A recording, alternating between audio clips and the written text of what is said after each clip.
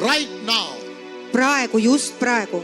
as we start the healing service, to enter the healing service, Me hakkame just sisenema sinna tervendusteenistusse. I want to announce the following. Ma tahan nüüd teile teatada järgnevat. Number one, Esiteks, that the healing anointing of the Lord has finally entered here. tervendav võidmine on lõpuks sisenenud siia. Number two, Teiseks, that beginning from this point on, it will not matter the condition. et haigused ja need situatsioonid sellest hetkest enam ei loe. It will not matter what the doctors have said. Et ei loe, mida arstid on öelnud. Whether the doctors have said it is chronic, Ükskõik, kas arst ütles, et see on krooniline and the doctors have said it is terminal.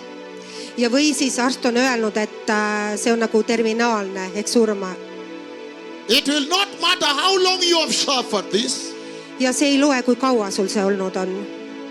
It will not matter whether they have said it's congenital in the blood, in the family.